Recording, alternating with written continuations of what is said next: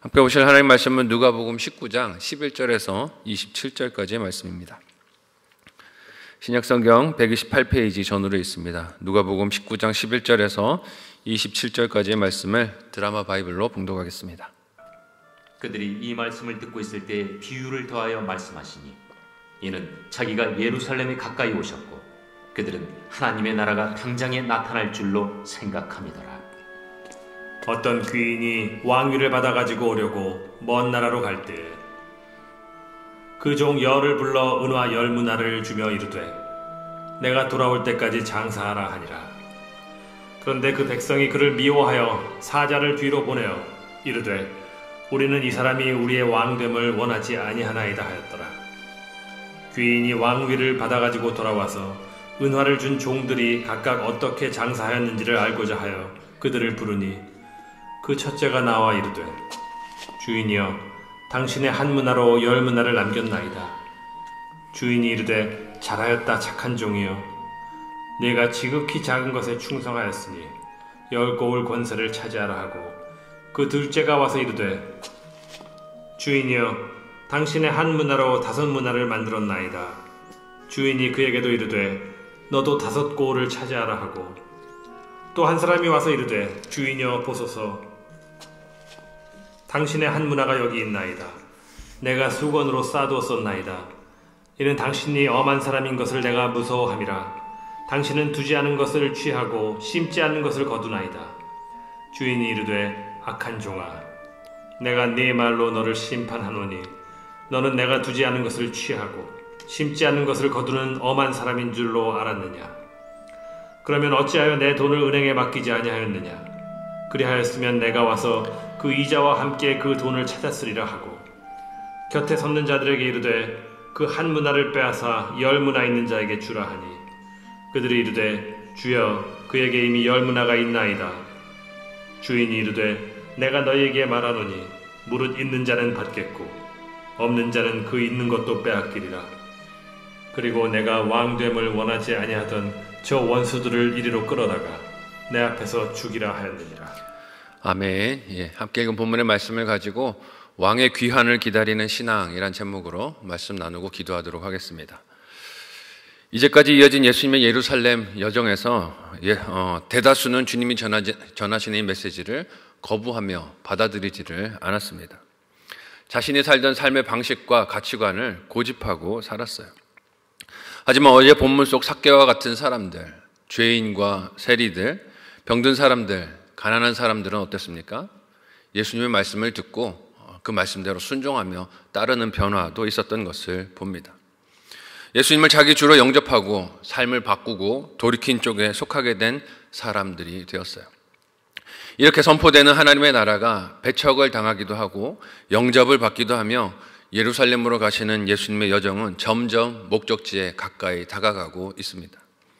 이때 예수님이 오늘 본문에서 비유를 하나 들려주세요. 어떤 비유입니까? 함께 본문 11절에서 14절까지의 내용을 한 목소리로 읽어보도록 하겠습니다. 같이 읽습니다. 시작.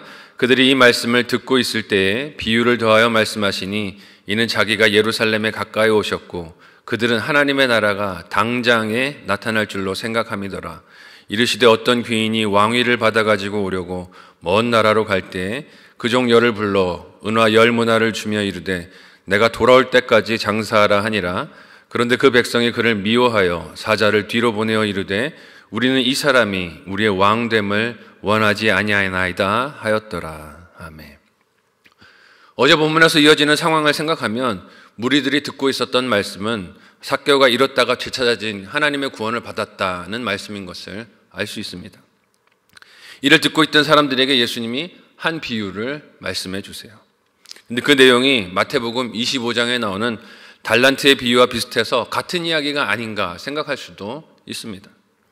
하지만 문화 비유와 달란트의 비유는 내용들의 차이가 있습니다. 예수님께서 비유를 말씀하신 장소도 다르고 시점도 다릅니다. 그러니 이야기의 주제도 같지 않습니다. 다른 이야기예요. 먼저 누가는 예수님께서 아직 예루살렘에 도착하지 않으신 상황에서 사람들이 어떤 기대를 가지고 있었다라고 말합니까? 하나님의 나라가 당장에 나타날 줄로 기대하고 있었다 말하고 있습니다. 누가의 이 말이 뜻하는 바는 사람들이 기대하는 하나님의 나라가 예수님을 통해 땅의 왕국이나 경제적인 풍요로운 나라의 형태로 당장 이루어질 것을 기대하며 그를 바라보고 있었다는 뜻입니다. 하지만 예수님께서 선포하여 오신 하나님의 나라는 사람들의 생각과 같지 않습니다. 사람들이 기대하는 그 나라가 하나님의 나라가 아니에요. 이를 깨닫게 하시기 위해서 예수님은 하나님 나라를 10사람의 종들에게 각각 한 문화씩을 맡긴 주인의 이야기로 비유하여 들려주십니다. 먼저 그 왕은 백성들에게 어떤 존재였다라고 기록되고 있습니까? 그 사람이 왕이 되는 것을 백성들이 원하지 않았다 기록하고 있어요.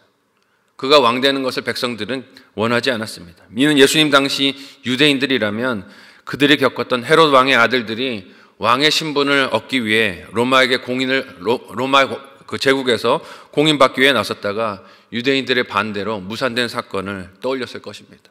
그들 이야기예요.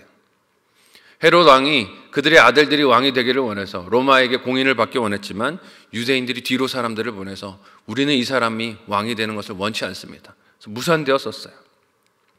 그래서 헤롯의 세 아들들은 분봉왕이라는 호칭을 얻었지만 왕이 되지는 못했습니다. 그런 정치 사회적 상황 속에 있던 유대인들이 예수님의 이야기를 들을 때 흥미롭게 들었을 거예요. 이거 우리 이야기인가? 하고 듣지 않았겠습니까? 그런데 예수님의 비유 속 귀인은 백성들이 대적을 했어도 왕위를 얻어서 돌아오게 됩니다. 그리고 종들에게 무엇을 묻습니까? 함께 15절의 말씀을 한 목소리로 읽어보도록 하겠습니다. 같이 읽습니다. 시작. 귀인이 왕위를 받아가지고 돌아와서 은화를 준 종들이 각각 어떻게 장사하였는지를 알고자 하여 그들을 부르니. 아멘. 이 비유에서 귀인이 알고자 하는 것이 무엇입니까? 이익을 남겼어? 아니야. 그게 궁금한 게 아닙니다. 뭘 궁금하게 여깁니까? 그걸 어떻게 썼는지가 궁금하다고 하세요. 그 종들이 장사를 어떻게 했는지, 즉 받은 것을 어떻게 사용했는지를 알고 싶어 한다는 것입니다. 맡은 역할에 대해서 신실했는지 아닌지를 알고 싶어 한다는 뜻이에요. 이익을 남겼는지 아닌지는 그 다음 문제인 것이죠. 이유가 무엇입니까? 그 거래의 내역이 귀인이 왕위를 받아서 올 것인지 아닌지를 믿었는지 아닌지가 판가름 나는 증거이기 때문입니다. 즉 비유 속 귀인이 종들에게서 보고 싶은 것은 자신이 왕이 될 것에 대한 종들의 믿음이 있었는지 아닌지의 문제이지 그것으로 이익을 얼마나 남겼는지가 관심이 아니라는 것이에요. 이익을 남긴 액수가 이 귀인의 관심이 아닙니다. 만일 그가 왕이 될 것을 믿지 않는다면 종은 자신이 받은 것을 어떻게 하겠습니까? 왕이 누가 됐는지 확실하게 안 이후에 쓰려고 할 것이요. 믿을 수가 없으니까요. 자칫하면 자기가 가진 것을 쓴 것이 허사가 될 수도 있으니 어떻게 되나 결과의 추이를 보자 하는 마음으로 기다렸을 것입니다. 그런 생각이 20절에 나오는 한 문화를 감춰두는 행동으로 드러나는 것이죠. 함께 20절 말씀을 한 목소리로 읽어보도록 하겠습니다. 같이 읽습니다. 시작. 또 한 사람이 와서 이르되 주인이여 보소서 당신의 한 문화가 여기 있나이다. 내가 수건으로 싸두었었나이다. 그가 앞선 구절 속에 등장하는 다른 종들과 달리 주인에게 받은 문화로 아무런 거래도 하지 않았습니다. 단지 게으름의 문제가 아니에요. 우리는 이것을 게으름의 문제로 볼 때가 많은데 이건 게으름의 문제가 아니라 무슨 문제입니까? 믿음의 문제입니다. 그러면서도 핑계는 어떻게 찾습니까? 21절 말씀을 같이 한 목소리로 읽어보도록 하겠습니다. 같이 읽습니다. 시작. 이는 당신이 엄한 사람인 것을 내가 무서워함이라. 당신은 두지 않은 것은 취하고 심지 않은 것을 거두나이다. 받은 문화로 아무것도 하지 않은 종은 핑계를 누구 탓으로 돌립니까? 주인 탓으로 돌립니다. 당신이 엄한 사람이라 왔을 때 이익을 남기지 못했으면 혼날까 봐 내가 이것을 그냥 묻어뒀습니다. 내가 수건에 싸뒀습니다. 라고 말하는 것이죠. 그렇지만 이 말은 그 자체로도 옳지 않은 모순이 됩니다. 왜냐하면 주인이 비유해서 이야기하듯 정말 그렇게 생각했다면 은행에 맡겨서 이자라도 받았을 것이기 때문입니다. 함께 본문 22절에서 23절을 다시 한 목소리로 읽어보도록 하겠습니다. 같이 읽습니다. 시작. 주인이 이르되 악한 종아 내가 내 말로 너를 심판하노니 너는 내가 두지 않은 것을 취하고 심지 않은 것을 거두는 엄한 사람인 줄로 알았느냐? 그러면 어찌하여 내 돈을 은행에 맡기지 아니하였느냐? 그리하였으면 내가 와서 그 이자와 함께 그 돈을 찾았으리라 하고. 아멘. 주인이 왕이 될 것을 믿지 않았던 종은 핑계를 주인의 엄함에서 찾으려고 했습니다. 하지만 그 말 자체가 스스로 심판을 받게 되는 빌미가 되었다라고 오늘 본문 속 귀인이 말하고 있어요. 왜냐하면 정말 그가 주인을 자기가 말한 것처럼 악하고 이인의 눈먼 사람으로 여겼다면 이자라도 받는 용도로 문화를 썼을 것이기 때문입니다. 문제는 뭐예요? 쓰지 않았다는 거예요. 아무것도 하지 않았다는 것입니다. 그가 주인이 엄하다라고 한 말도 무슨 말입니까? 거짓말이라는 것을 알 수 있어요. 그는 믿지 않았던 것입니다. 받은 문화를 수건에 싸서 아무것도 하지 않았던 종은 주인이 왕으로 돌아올 리가 없을 것이라고 생각을 했어요. 백성들이 다 저렇게 반대를 하니 어떻게 왕이 되겠는가? 우리 왕으로 돌아오지 않을 거야 생각한 것입니다. 그래서 그에게 있던 문화까지 어떻게 됩니까? 빼앗기게 됩니다. 이것이 왕이 되어 다시 오실 주인을 불신하고 그에게 주어진 역할과 삶에 신실하지 못했던 종이 마주하게 될 운명이며 결론인 것을 봅니다. 그는 지금 맡은 역할의 성공 여부 때문에 주인의 책망을 받는 것이 아닙니다. 이익을 못 남겼다고 책망받는 게 아니에요. 무슨 문제입니까? 믿음 문제입니다. 신실함의 문제예요. 주인이 왕이 되어 돌아올 것을 그가 믿었는지 안 믿었는지 봤을 때 믿지 않은 문제 때문에 심판을 받는 것입니다.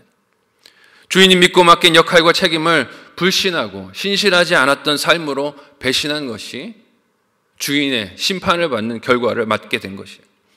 이에 비유 속 왕이 된 귀인이 그를 심판하며 가진 것을 빼앗아 이미 많이 있는 자에게 주고 하는 말이 이것입니다. 함께 26절에서 27절까지의 말씀을 한 목소리로 읽어보도록 하겠습니다. 같이 읽습니다. 시작. 주인이 이르되 내가 너희에게 말하노니 무릇 있는 자는 받겠고 없는 자는 그 있는 것도 빼앗기리라. 그리고 내가 왕됨을 원하지 아니하던 저 원수들을 이리로 끌어다가 내 앞에서 죽이라 하였느니라. 아멘. 비유 속 주인은 자신을 믿어 많은 계시를 얻은 종에게 주인이 맡긴 한 문화밖에 없는 종의 소유까지 빼앗아서 넘겨줍니다. 이는 자신이 소유한 것이라고 굳게 믿었던 것까지 빼앗기는 신실하지 못했던 종이 마주하게 될 마지막 결산자리의 비극인 것을 보여주세요. 뿐만 아니라 그가 왕이 되는 것을 싫어했던 백성들은 어떻게 됩니까? 그들은 귀인이 왕이 되지 않기를 바라며 뒤로 계략을 꾸미고 사자까지 보내서 방해했지만 결국에는 실패했습니다. 귀인이 왕이 되어서 돌아왔어요. 그리고 그 반대한 일로 인해 왕이 되어 돌아온 주인에게 처단을 당하게 됩니다. 예수님께서 이 말씀을 지금 어디서 하고 계십니까? 예루살렘으로 올라가시는 길에 제자들에게 하고 계십니다. 그 의미가 무엇일까요? 왕으로 예루살렘에 입성하셔서 십자가 고난을 받으시고 죽으신 후 부활 승천하시어 다시 오실 예수님을 어떻게 맞이할 것인지 선택하라는 말씀 아니겠습니까? 예수님께서 지속해서 약속으로 그 말씀을 들려주고 계신데 너희는 마음의 준비를 하고 맡겨주신 문화를 하나님 기뻐하시는 대로 잘 사용하여 그렇게 그날을 맞이할 수 있도록 준비하라는 말씀일 것입니다. 이 비유 속에서 주인이 왕이 될 것을 믿은 종들은 주인을 대적하는 백성들 속에서도 각각 받은 문화를 장사하여 사용했습니다. 생각해 보세요. 그 역할이 쉬웠겠습니까? 주인이 왕이 되어 오는 것을 싫어하는 백성들 속에서 그것을 팔아서 이익을 남기는 것은 극도로 힘든 고통이었을 것입니다. 어려움이 많았을 것이에요. 그 환경이 사람들의 환대와 칭찬, 인정이 있었다면 장사하는 것이 어려웠겠습니까? 쉬웠을 거예요. 하지만 반대의 환경이라면 그 역할이 쉽지 않을 것입니다. 오늘처럼 교회를 향한 시각이 부정적이고 적대적일 때 신실한 하나님의 자녀들은 거기서 더 빛을 발하지 않겠습니까? 다시 오실 예수 그리스도의 재림과 그가 만왕의 왕 되심을 믿는다면 오늘 우리의 삶은 맡겨주신 사명과 생명을 만날 주님을 위해서 충성스럽게 사용할 것입니다. 문제는 이것입니다. 정말 우리가 그것을 믿고 있는가? 다시 왕으로 오실 예수님을 우리가 믿고 기다리고 나에게 주신 삶과 시간과 생명과 사명을 사용하고 있는가의 문제겠죠. 다시 오신 예수님께서 우리에게 믿음이 있었는가를 보기 원하실 것입니다. 주님께 보여드릴 믿음이 있는 신실한 일꾼들이 다 되시기를 예수님의 이름으로 간절히 소원하고 축복합니다. 아멘.